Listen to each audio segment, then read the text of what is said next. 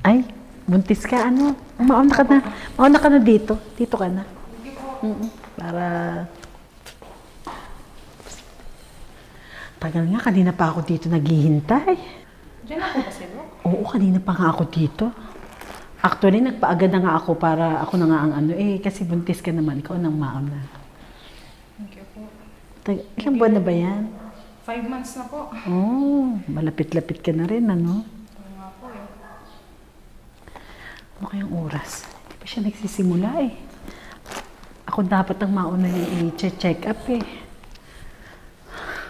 Kung ano ginagawa pa doon. Di pa po ba start?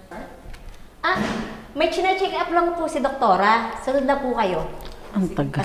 Pahintay lang po. Tagal na ba? Tagal naman doktor na mag-check up. Hello po, good morning. Pinada? Okay po, ma'am. Number 3 po kayo, ha? Okay. Okay po.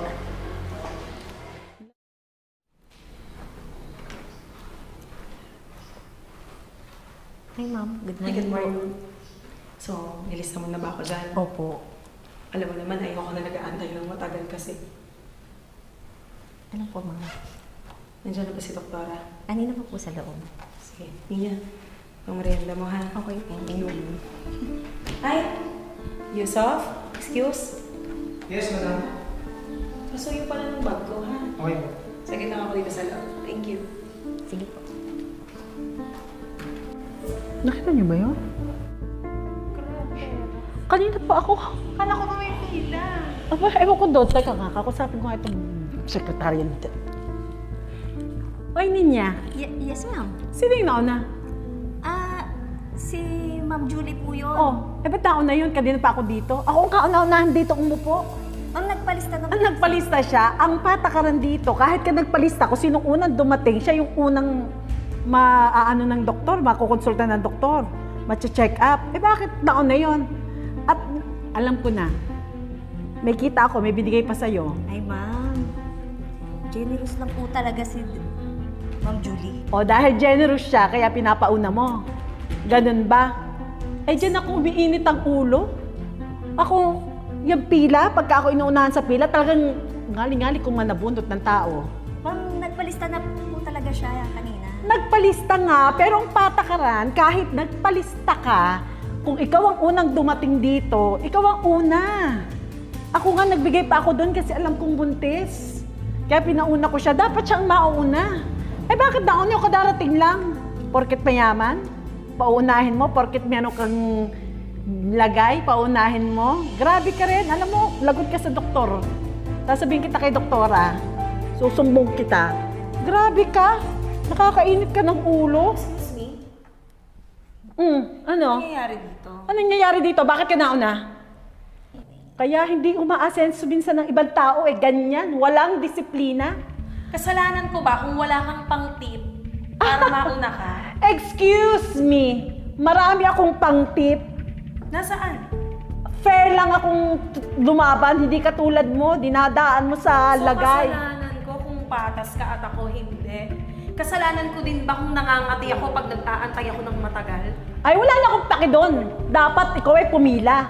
Hay nako, alam mo, kung ayaw mo nang nag-aantay ka ng matagal at nasasapawan ka, dapat hindi ka dito sa clinic na to. Excuse me. Anong hindi ako dapat, anong nasasapawan? Ha? Anong nasasapawan? Excuse me. Kaya ko ring maglagay dito sa babaeng ito. Hindi lang ako ganun kagarapal. Hindi ako ganun kakorap. Please lang. Ma'am, wait lang po. Huwag na po kayo mag-away. Mag-away, kasalanan mo to eh. Ikaw ang may gawa eh. May kasalanan. Naku, sa susunod talaga. Naku, mag-away. tingnan mo oh. Ilang kaming nakapila dito kanina pa. Ilang oras na ako dito. Palengkera I have ba? an appointment. Ano ba yan? Excuse me, anong palengkera? At tumatanggap kayo ng mga ganang customers sa clinic nyo. Ang ingay-ingay. Sinasabi ko lang yung tama. Kasi nasa tama ako. Wait lang. Huwag na po kayo mag-away. Ako na po. Ako po may gawa ng lahat ng to. Ay nako, sasabihin kita kay doktora. Wala akong pakialam tayo magsumpa kay doktora. Regular na kliyente niya. Ako din. Regular na akong Talaga ba? pasyente. Ngayon lang kita nakita dito Oh, eh. excuse me. Hindi naman kasi ako malala ang sakit para lagi ako narito. Nagpapacheck up lang Pero ako. hindi ka mukhang healthy Oh, Mukhang malala excuse- ang sakit mo. Oh, excuse Kaya ba me. nag-iinit ang dugo mo? Excuse Para me. paunahin kita dahil kailangan mo, emergency ba? Excuse me. Teka nga, hindi ka ba napapahiya sa bunganga mo, Zay? Kanina ka pa sumisigaw. Ay, nako. Tapos lang. Eh, kayo ba? Di ba? Kita ninyo?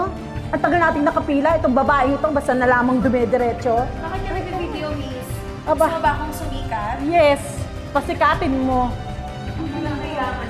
Ay, naku, pasikatin mo. Oh. Tignan mo. Naka-contact lens pang parang tilapyang bilasa ang mata. Gusto kasalanan ko bang wala kang pambili ko? Excuse me, I don't need contact lens, but linaw ang aking mata. Excuse me lang po. Mawalang galang na po sa inyo.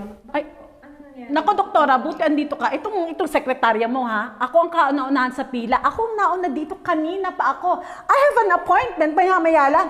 Eto, pinasingit itong babaeng ito, nitong sekretarya mo. At tumatanggap ng lagay. See? Dapat bagay ng mga sekretarya mo, doktora.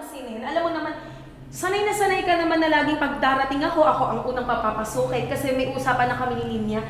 First time ko lang nakasabay ito itong matabang to. Hoy, excuse me, mataba ka rin ano? Locus talking. Excuse me. Wait lang po. Kasi po masyado na tayo nakakaabala sa ibang clinic. Ano po?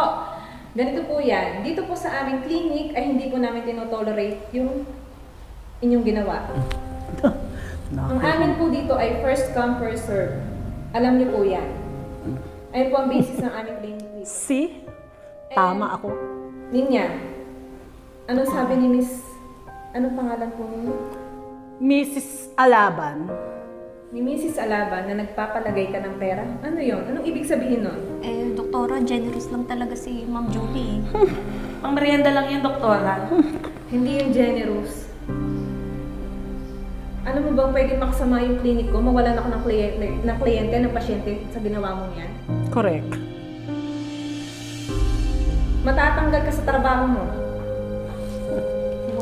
Nakuha mo. Trabaho. And Miss Julie Ferd, hindi ko akalain ganyan ang ginagawa mo sa clinic ko. Tagal ko nang ginagawa yung doktora, wala kang kaalam-alam. Kasalanan ni Ninya to lahat. Nakakahiya ko sa ibang pasyente ko sa ginawa niya yan. So paano, doktora? Siya yung papapasukin mo na? Okay lang naman ako Yusuf? Papapasukin na kasi tapos ka na. Hindi po. Sa susunod na araw, hindi na po ako inyong magiging doktor. Hindi ko na kayo tatanggapin sa clinic ko sa ginawa niyo. Okay lang, hindi naman kawalan. Marami namang clinic na tatanggap sa akin. Ninya, sorry wala ka ng pang-merienda next time. Yusuf, tara na nga. Ang ingay lang dito. Ang iingay. Good for you. Diyos ko. May So, ulitin mo yan. Pagbibigyan kita ng isang pagkakataon. Salamat po. Dahil sa ginawa mo yan, tuloy mo yung trabaho mo ngayon. Okay? Babawi po ako. Ayoko na maulit yan. Sorry po, doktora. nakuha mo. Ma'am, sorry din. Ay, nako. Hindi na po mauulit. Sa susunod, wag ka nang gagawa ng ganyan ha.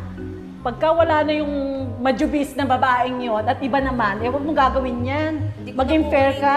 Oo, itong buntis, unahin mo, kawawa naman.